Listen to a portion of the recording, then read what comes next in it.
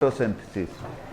अब फोटोसिंथेसिस जो है कौन सा प्रोसेस है? Photosynthesis carbon dioxide, water, sunlight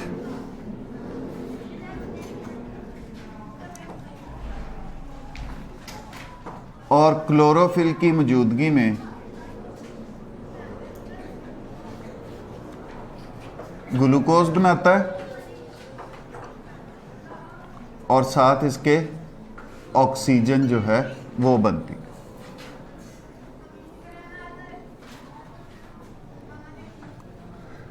अब बेटे हो क्या रहा है इस फोटोसिंथेसिस के प्रोसेस में? फोटोसिंथेसिस के प्रोसेस में सनलाइट जो है वो सोर्स ऑफ एनर्जी के तौर पे काम करता है। सनलाइट को तब्दील किया जा रहा है एनर्जी की दूसरी किस्म में, दैट इज केमिकल एनर्जी। अब ये जो केमिकल एनर्जी है it will be stored in the glucose molecule as a potential energy. अब फोटोसिंथेसिस का प्रोसेस होता किन जानदारों में? प्लांट्स जो हैं वो फोटोसिंथेसिस करते हैं, कुछ प्रोटिस्ट्स जो हैं वो फोटोसिंथेसिस करते हैं लाइक एल्गी, कुछ फोटोसिंथेटिक बैक्टीरिया है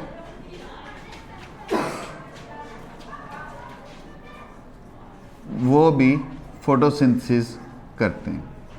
अब बेसिकली ये जानदार फोटोसिंथेसिस के ज़रिए अपनी खुराक तैयार कर रहे हैं, मतलब ये ग्लूकोज तैयार कर रहे हैं।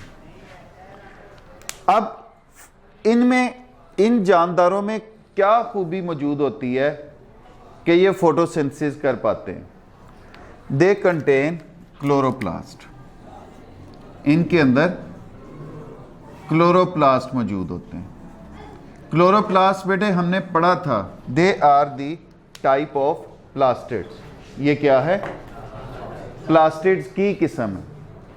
अब इनके अंदर अगर हम इनका स्ट्रक्चर देखें, they are double membrane bound organelles. Outer membrane जो है वो स्मूथ है, इनर मेम्ब्रेन जो है वो इन फोल्डिंग्स बना रही हैं,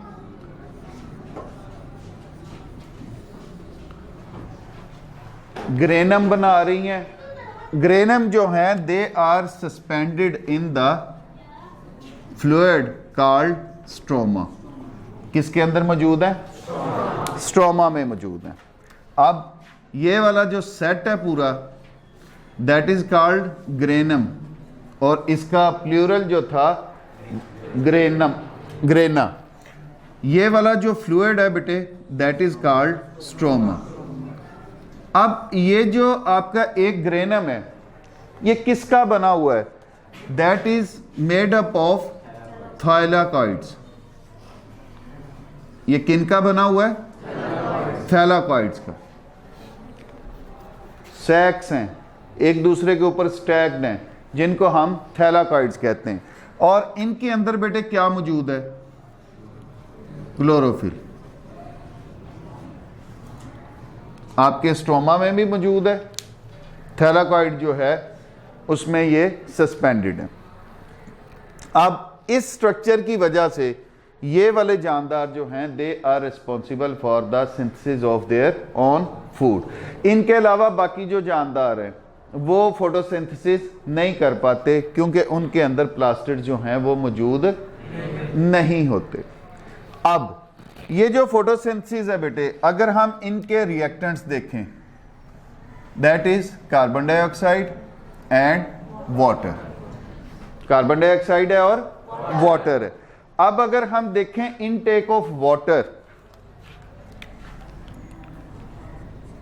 water is absorbed through the roots from soil।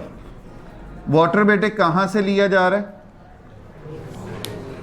मट्टी से। किन के जरिए? रूट हेयर और रूट्स के जरिए।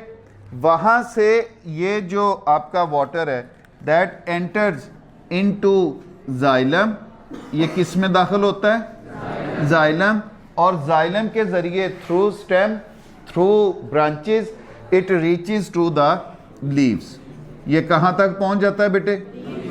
पत्तों तक पहुंच जाता है। और पत्तों में भी खास सेल्स जो हैं they are called mesophyll cells. पत्तों में ये मीजोफिल सेल्स में पहुंच जाता है। अगर हम कार्बन डाइऑक्साइड देखें, कार्बन डाइऑक्साइड जो है दैट एंटर्स थ्रू स्टोमेटा, ये किन के जरिए दाखिल होती है? स्टोमेटा के जरिए दाखिल होती है। स्टोमेटा बेटे कहां पे मौजूद हैं? In the leaves. किन में मौजूद हैं? पत्तों में मौजूद हैं। मीजोफिल सेल्स कहां पे मौजूद हैं? पत्तों में मौजूद हैं। अब ये स्टोमेटा से दाखिल हुई, इट आल्सो एंटर्स या डिफ्यूजेस इनटू मीजोफिल सेल्स। ये भी बेटे कहां तक पहुंच जाती है? मीजोफिल सेल्स तक पहुंच जाती है। This is the intake of water and carbon dioxide by the plants. अब इसके बाद अगर हम नजर दौड़ाएं मैकेनिज्म ऑफ फोटोसिंथेसिस,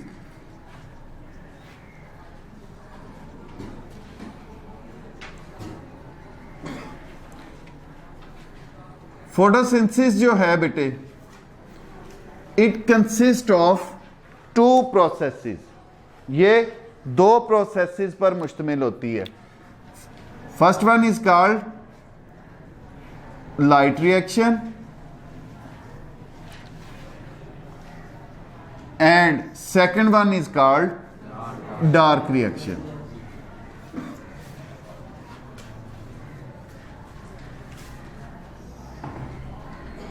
फोटोसिंथेसिस दो तरह के प्रोसेसेस पर फर्दर मुश्तमिल होती है। अब लाइट रिएक्शन को लाइट क्यों कहा जाता है? Because light is necessary for this reaction. वो हम देखेंगे कि वो क्यों है। डार्क रिएक्शन को डार्क रिएक्शन क्यों कहा जाता है? Because light is not necessary.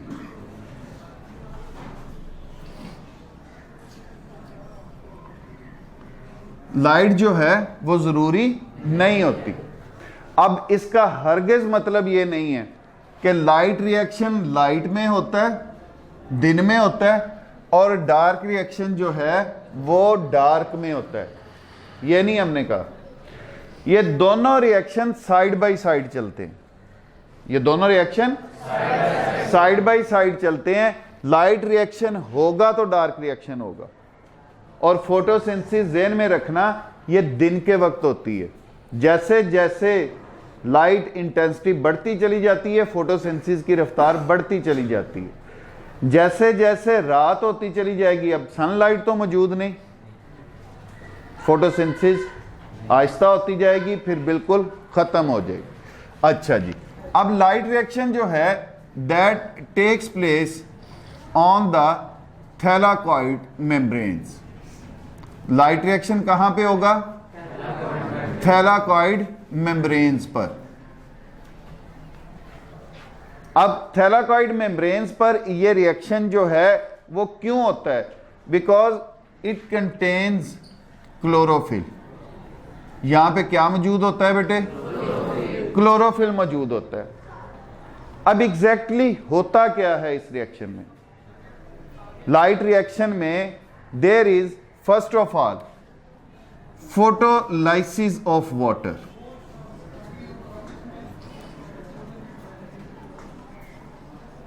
अब इसका क्या मतलब है? इसका मतलब है कि पानी का मॉलिक्यूल जो मीजोफिल सेल तक पहुंच चुका था, इसके ऊपर जब सनलाइट पड़ती है तो इट ब्रेक्स, ये टूट जाता है। ये क्या बनाता है? ये हमारे पास 2H प्लस हाफ ऑक्सीजन का मॉलिक्यूल और साथ 2 इलेक्ट्रॉन। अब यहां से हमने कहा था ना bio energetics involves redox reaction. Bio energetics जो है उसमें रिडॉक्स रिएक्शन इन्वॉल्व होते हैं। अब यहां पर रिमूवल ऑफ इलेक्ट्रॉन हो गया, पहला ऑक्सीडेशन हो गई। अब ये हाइड्रोजन आयन बने और साथ आपके union Laboratory and Diagnostic centre. अब आपको किसी भी किस्म के टेस्ट के लिए लाहौर, मुल्तान, कराची या किसी भी बड़े शहर जाने की जरूरत नहीं। अब मियां चन्नू में ही वही मयार आपकी दहलीज पर मुयस्सर है।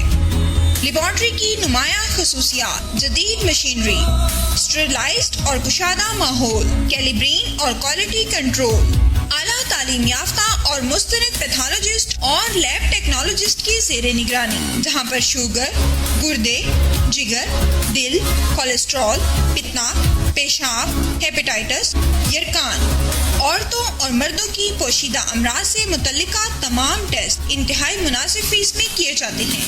बैरून मुल्क जाने के लिए आर्जी मेडिकल टेस्ट के लिए तशरीफ लाएं। घर से सैंपल कलेक्शन की सहूलत भी दस्तयाब है। जदीद तरीन पैथोलॉजी लैब को दुनिया के बेहतरीन आलात से आरास्ता किया गया है। यहाँ पे तकरीबन लेटेस्ट इक्विपमेंट पैथोलॉजी के सारे हैं। यहाँ पे ये है कि एक्यूट इमरजेंसी में जो भी चीज़ें रिक्वायर्ड होती हैं कार्डियक सर्जरी में, उसके अलावा बाकी कोई एक्सीडेंटल केस ऐसे हैं उनकी रिक्वायरमेंट के मुताबिक सारी चीज़ें यहाँ पे हैं। बेसिक जो हमारे टेस्ट हैं, उनके अलावा स्पेशल टेस्ट, हार्मोन एनालिसिस, उसके बाद इनके ट्यूमर माइक्रोबायोलॉजी डिपार्टमेंट, तो तकरीबन सब फील्डों को यहाँ पे कवर कर। Union Laboratory and Diagnostic Centre, Mehar Mohammad नई, laboratory manager, biochemist, lab technologist, MSc biochemistry, University of Agriculture Faisalabad, BSc medical laboratory technology, Sheikh Zayed Hospital, Punjab University Lahore. उसको सुपरवाइज करते हैं और हमारी जो इक्विपमेंट है लैब में वो second to none, top class.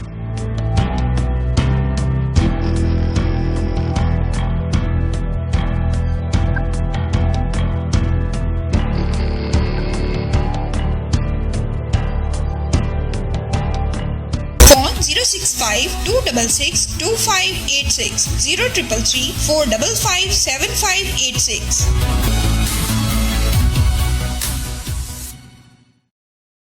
दो इलेक्ट्रॉन बन गए। अब बेटे ये सपोज करो ये मीजोफिल सेल्स हैं जिनके अंदर क्लोरोफिल मौजूद है। अब लाइट जो है वो इन पे भी पड़ती है। अब जब इन पे लाइट पड़ी है, सनलाइट, तो इसमें मौजूद क्लोरोफिल मॉलिक्यूल्स, बेसिकली वो भी तो केमिकल हैं। क्लोरोफिल मॉलिक्यूल्स जो हैं उनकी इलेक्ट्रॉन्स की काइनेटिक एनर्जी बढ़ जाती है। अब जो उनमें मौजूद इलेक्ट्रॉन है उनकी काइनेटिक एनर्जी बढ़ेगी, they will leave the surface of chlorophyll, मतलब यहां से दो इलेक्ट्रॉन निकल जाएंगे। अब ये जो फोटोलाइसिस के जरिए आपके पास दो इलेक्ट्रॉन आए थे, ये इस गैप को पूरा करने के लिए क्लोरोफिल में शामिल हो जाएंगे। अब क्लोरोफिल मॉलिक्यूल ने ये वाले दो इलेक्ट्रॉन ले लिए, इनकी क्या होगी? रिडक्शन होगी। यहां से इनके अपने लाइट एनर्जी पड़ने की वजह से दो इलेक्ट्रॉन जो थे वो निकल गए, ऑक्सीडेशन भी होगी साथ ही रिडक्शन भी होगी। अब ये जो हायर एनर्जी स्टेट में जाने वाले दो इलेक्ट्रॉन हैं, इनको फुलफिल कर दिया आपके फोटोलाइसिस से आने वाले दो इलेक्ट्रॉन ने। अब ये जो दो इलेक्ट्रॉन बेटे हायर एनर्जी स्टेट में चले गए, they will pass through a series of reactions that is called electron transport chain. ये एक सीरीज ऑफ रिएक्शंस में से गुजरेंगे जिसको हम कहते हैं कि that is electron transport chain. अब ये दो इलेक्ट्रॉन जो हैं एक सबस्टांस के पास जाएंगे, एक सबस्टांस से निकलेंगे फिर दूसरे के पास जाएंगे, फिर दूसरे से निकलेंगे फिर तीसरे के पास जाएंगे। मतलब हमें एक सीरीज ऑफ रिएक्शंस जो हैं उनमें से इलेक्ट्रॉन को गुजारना है। अब उससे होगा क्या कि हायर एनर्जी स्टेट से लोअर एनर्जी स्टेट की तरफ इलेक्ट्रॉन आ रहे हैं, तो वो एनर्जी कहां जा रही है? वो एनर्जी जो है बेटे कन्वर्ट करेगी एडीपी मॉलिक्यूल्स को एटीपी मॉलिक्यूल्स में। इससे क्या बनेगा? एटीपी बनेगा। एडीपी से क्या बन जाएगा? एटीपी बन जाएगा। अब यहां पर सिर्फ इतने क्लोरोफिल मॉलिक्यूल तो नहीं मौजूद थे, यहां पर और भी तो क्लोरोफिल मॉलिक्यूल्स मौजूद होंगे, उन पे भी तो लाइट पड़ रही होगी, उनके इलेक्ट्रॉन भी तो हायर एनर्जी स्टेट में गए होंगे। अब उनके गैप को किसने पूरा कर दिया? ये इलेक्ट्रॉन ट्रांसपोर्ट चेन से आने वाले 2 इलेक्ट्रॉन्स। ठीक हो गया। अब यहां पर ये जो 2 इलेक्ट्रॉन आए, आपके NADP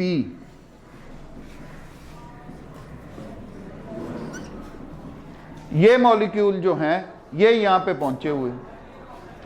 ये NADP जो हैं ये इस फोटोलाइसिस के नतीजे में बनने वाले हाइड्रोजन आयन जो हैं ये इनके साथ मिलेंगे। ये NADP जो है ये बेटे तब्दील होगा NADP से NADPH में, साथ ये 2 इलेक्ट्रॉन भी इसमें शामिल हो जाएंगे। अब यहां पे क्या हो रही है? रिडक्शन। यहां पे क्या हो रही है? रिडक्शन हो रही है। अब यहां पे सिर्फ एक चीज बची है जो इस्तेमाल नहीं हुई। इस फोटोलाइसिस के नतीजे में क्या बन रहा है? ऑक्सीजन। ये ऑक्सीजन जो है वो खारिज कर दी जाती है जो हम या बाकी जानदार सांस लेने में इस्तेमाल कर रहे हैं। ये है आपका लाइट रिएक्शन। इसे हम क्या कहेंगे? Light reaction. अब जरा इसको आप सीधा करो, रोटेट करो, तो ये कौन सी शक्ल बन रही है? इसलिए इसको जेड स्कीम का भी नाम देते हैं। इसको क्या नाम देते हैं? जेड स्कीम का भी नाम देते हैं। अब ये आपके एडीपी कहां से आ रहे हैं?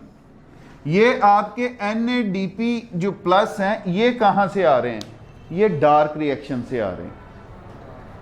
ये कहां से आ रहे हैं? डार्क रिएक्शन से आ रहे हैं। ये दोबारा फिर रिड्यूस होके फिर से उस डार्क रिएक्शन में चले जाएंगे, फिर वो डार्क रिएक्शन कैरी आउट होगा। मतलब ये दोनों रिएक्शन जो हैं वो साइड बाय साइड होंगे। दोनों रिएक्शन जो हैं साइड बाय साइड होंगे। अच्छा जी, अब बेटे हम बात करते हैं डार्क रिएक्शन की।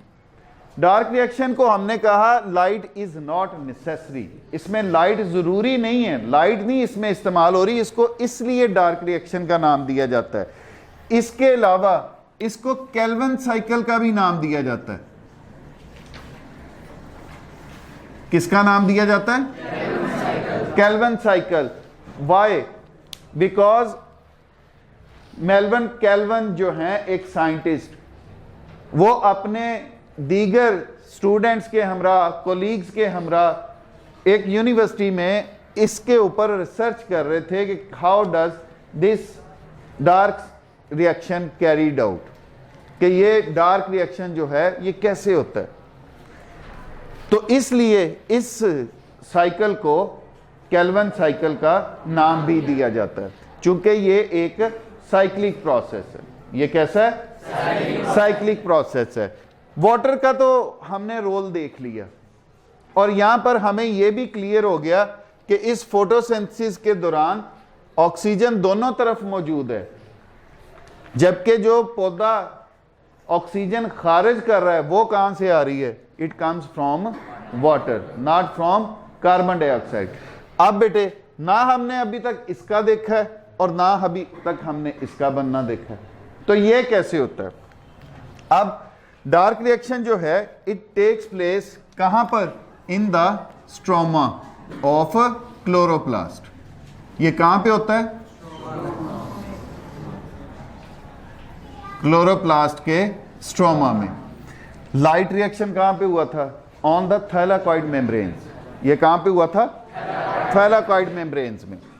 अब बेटे 5 कार्बन वाला 3 कंपाउंड्स हैं, 5 कार्बन वाले 3 कंपाउंड्स हैं। अभी आपको नाम इन लोगों के, इन कंपाउंड्स के अगर बताएंगे तो वो मुश्किल हो जाएगा आपके लिए। इन 3 कार्बन वाले कंपाउंड्स में 3 कार्बन डाइऑक्साइड के मॉलिक्यूल जो हैं वो ऐड होते हैं।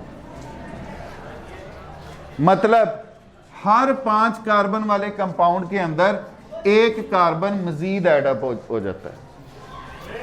तो क्या हो गया, अब 6 कार्बन वाले हमारे पास कितने कंपाउंड बन गए? 3 बन गए। 6 कार्बन वाले कितने कंपाउंड बन गए? एक में 1 कार्बन डाइऑक्साइड ऐड हुई, एक 6 कार्बन वाला बन गया। दूसरे में 1 कार्बन डाइऑक्साइड ऐड हुई, 2 बन गए।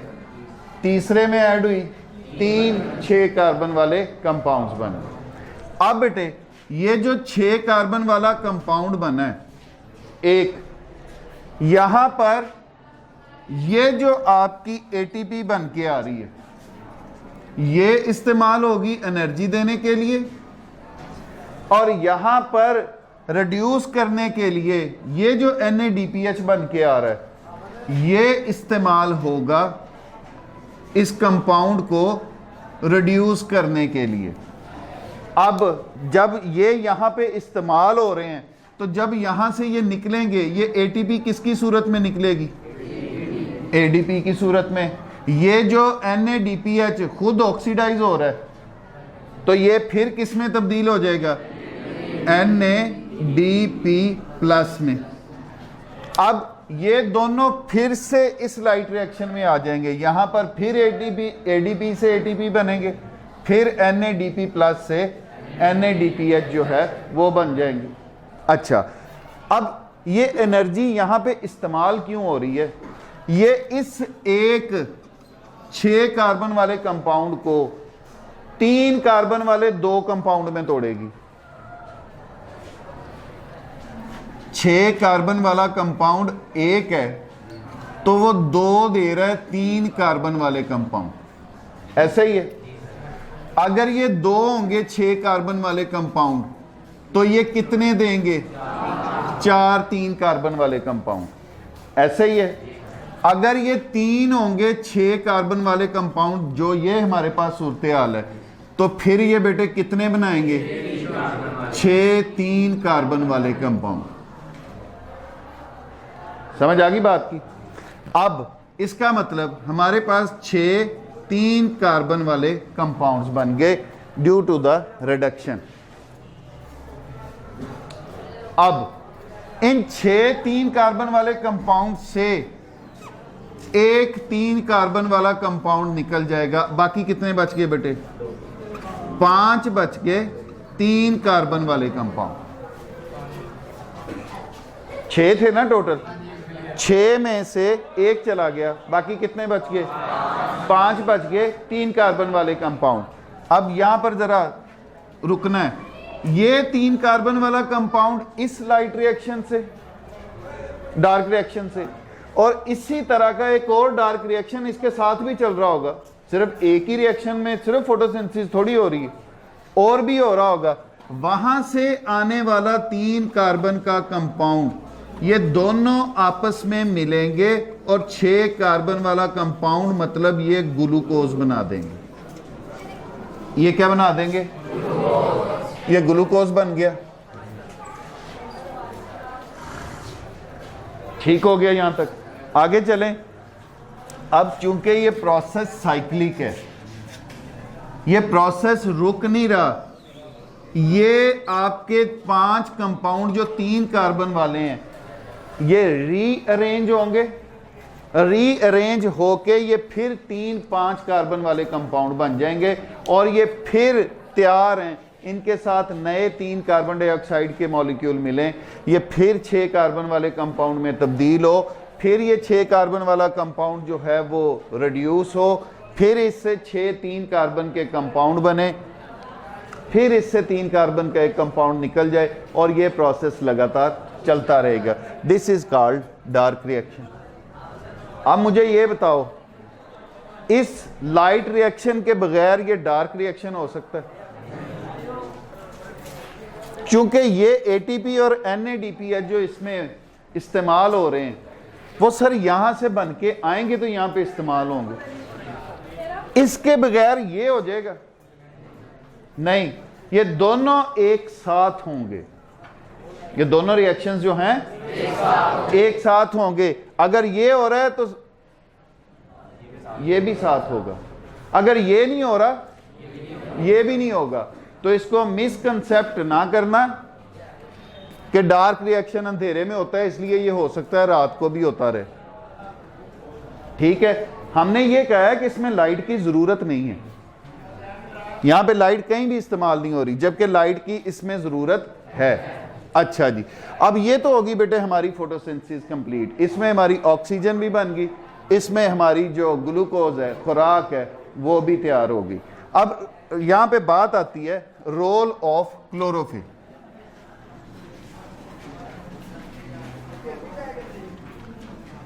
क्लोरोफिल जो है इसका क्या रोल है?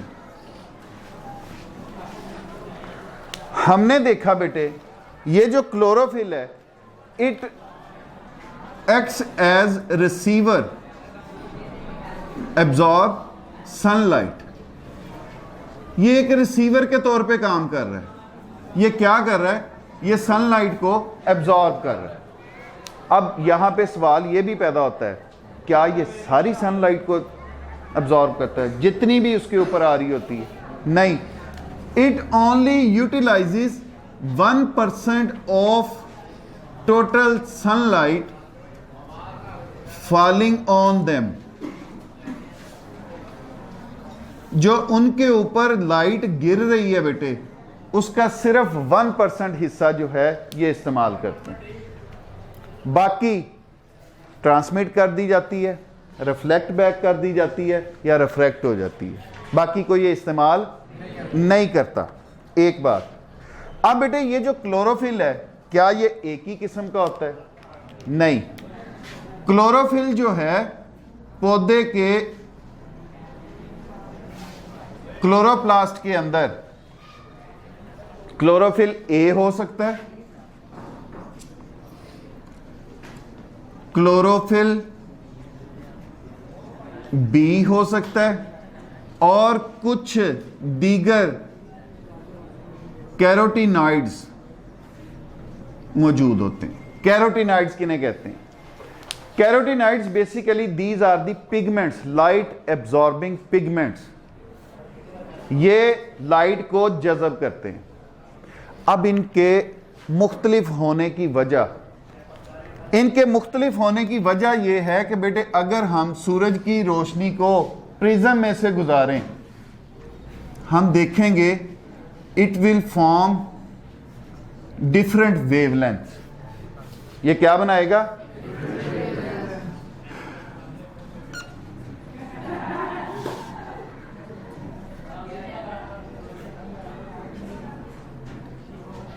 सात रंग बनाता है ये, वॉयलेट, इंडिगो,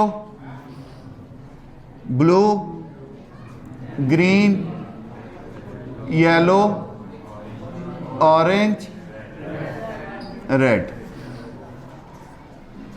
अब इसका मतलब रंग मुख्तलिफ हैं तो इनकी वेवलेंथ भी मुख्तलिफ है, वेवलेंथ मुख्तलिफ है तो उसकी बुनियाद पर इनके रंग मुख्तलिफ है ना।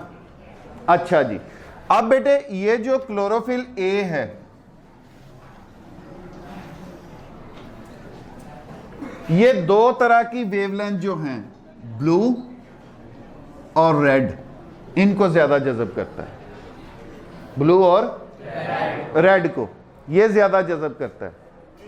ये जो बाकी वेवलेंथ हैं ये दोनों जो आपके एक्सेसरी पिगमेंट्स हैं ये उनको जज़ब करते हैं ताकि फोटोसिंथेसिस ज्यादा इफेक्टिव तरीके से हो सके।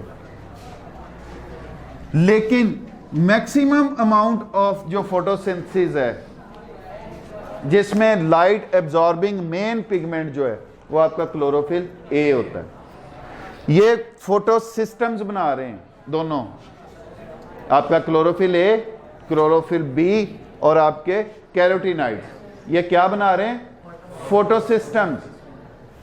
अब इन फोटो सिस्टम्स में जो क्लोरोफिल ए पर मुश्तमिल फोटो सिस्टम है, it will absorb blue and red light. जो बाकी वेवलेंथ्स हैं उनको क्लोरोफिल बी और कैरोटीनाइड्स, इनका दूसरा नाम एसेसरी पिगमेंट्स का है।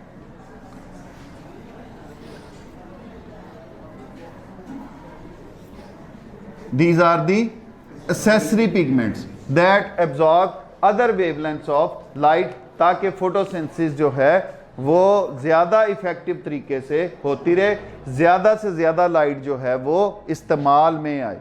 एब्जॉर्ब तो उसने 1% करनी है टोटल का। अब अगर उसमें से भी सिर्फ ब्लू और रेड को इस्तेमाल कर ले, बाकी वेवलेंथ को ज़ाया कर दे, तो फ़ायदा तो ना हुआ। तो उन बाकी वेवलेंथ्स को इस्तेमाल करने के लिए आपके क्लोरोफिल बी और कैरोटीनॉइड्स ये हिस्सा लेते हैं।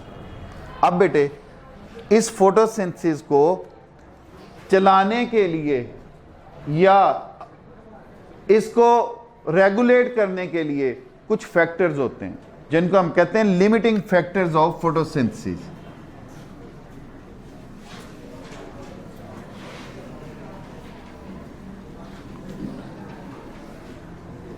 What are they? They are the temperature,